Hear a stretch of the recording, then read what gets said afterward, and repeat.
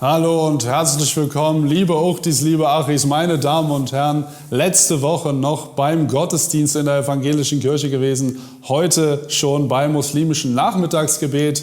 Ich freue mich sehr darauf, diesen Nachmittag mit Ihnen verbringen zu dürfen und hoffe insgeheim darauf, Ihnen das muslimische Gebet ein wenig näher bringen zu können. Ja, ohne viel Wenn und Aber, ich sage, steigen wir einfach mal ein.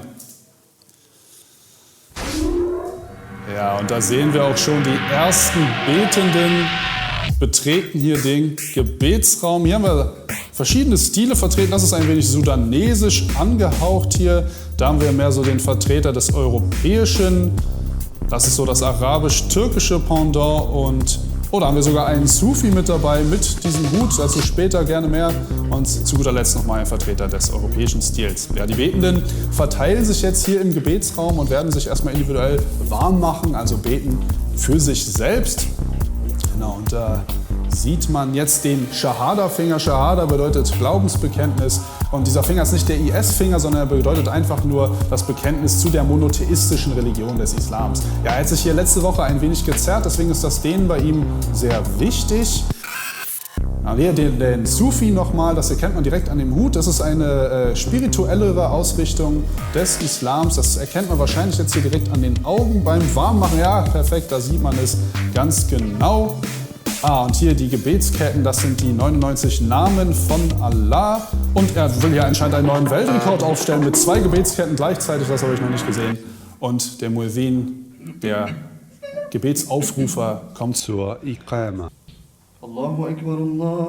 Die Iqama ist der Aufruf zum Gebet und auf diesen Ruf hören die Betenden jetzt. Sie stellen sich in der altbewährten Kettenformation auf, also alle direkt nebeneinander. Ja, das sieht man hier sehr gut, alle dicht nebeneinander. Die Gemeinschaft findet sich hier nebeneinander ein, um gleich mit Eintreffen des Imams das Gebet zu beginnen.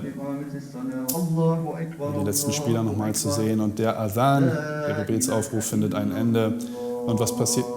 Ach du meine Güte, war ein wenig übermütig? Ja, man weiß es nicht, ich glaube, da war ein wenig übermütig, aber er hat das Mikrofon direkt wieder aufgehoben und begibt sich in die hintere Reihe. Und der Moment, auf den wir alle gewartet haben, meine Damen und Herren, ich darf Ihnen vorstellen, den Imam.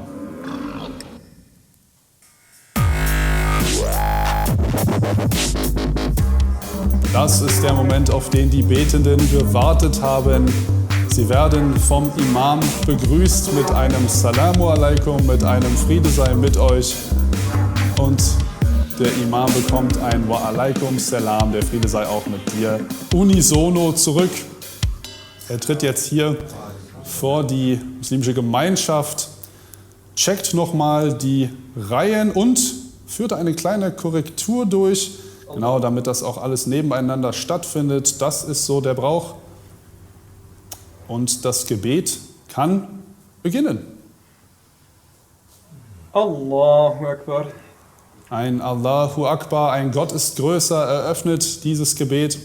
Sie gehen runter in die erste Phase, und zwar ins Ruku. Und da sieht man hier, das zeichne ich Ihnen direkt mal ein, hier dieser 90-Grad-Winkel. So hat es der Prophet gemacht, das machen die Betenden so nach. Das ist ein Musterbeispiel, das machen aber alle, das sind alles Profis, lassen sich das gesagt sein. Und gehen jetzt nach dem Ruku runter in den Sujud, also in die Niederwerfung, ganz bildlich gesprochen, sind sie alle unten. Und das ist der Neuling in der Truppe, das sieht man hier ganz, ganz deutlich. Ja, er hat es kurz verpeilt, aber er hat sich direkt wieder aufgerichtet und betet wieder mit der Gemeinschaft mit. So, als nächstes, ist das ein Handy? Ich höre ein Handy klingeln. Was wird passieren? Wunderbar. Souverän schaltet er das Handy auf lautlos und das Gebet kann weitergehen. Das sind wirklich Profis. Unfassbar. Wieder runter in den Ruku und ins Sujud. Ja, das macht er diesmal besser. Er steht direkt auf. Und wir haben einen Flitzer. Da haben wir einen Flitzer. Das habe ich lange nicht mehr gesehen. Aber er stellt sich sogar direkt hinten auf. Er ist anscheinend alt genug, um mitzubeten. Also was hier alles passiert, das ist ja wirklich unglaublich. So, da geht's wieder runter ins Ruku. Und das war ein Furz. Ach du meine Güte, das bedeutet für ihn das aus. Er kann sein Wudu, seine Gebetswaschung direkt nochmal neu machen. So kann das Gebet nicht beendet werden und dahinter wird er auch noch ohnmächtig. Meine Damen und Herren, also das ist hier eine Action, das können Sie sich nicht vorstellen. Damit ist er auch fürs nächste raus. Beide müssen sich nochmal waschen, die Gebetswaschung vollführen, das Wudu. Aber das Gebet findet hier jetzt sein Ende, indem über beide Schultern die Engel begrüßt werden. Der Imam dreht sich um, begrüßt die Gemeinde, verabschiedet sich gleichzeitig. Das sind schöne Bilder, das sehen wir sehr gerne, das ist gemeinschaftlich, so soll das sein. Und jetzt werden sicherlich, da sind sie, die beiden, die kurz vorher ausgeschieden sind, haben sich anscheinend nochmal gewaschen und dürfen jetzt individuell ihr Gebet hier zu Ende bringen. Während sich die anderen selbstverständlich schon auf Kaffee und Kuchen freuen können oder eben auf Chai und Baklava. Meine Damen und Herren, liebe Uchtis, liebe Achis, ich hoffe, es hat Ihnen genauso viel Spaß gemacht wie mir. Entschuldigen Sie bitte. Wenn es Ihnen gefallen hat, dann würden wir uns natürlich sehr darüber freuen, wenn Sie hier drauf drücken würden, um die Datteltäter zu abonnieren.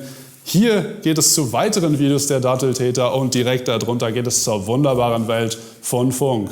Ich verabschiede mich mit einem Tschüss, Grüß Gott und Salamu Alaikum.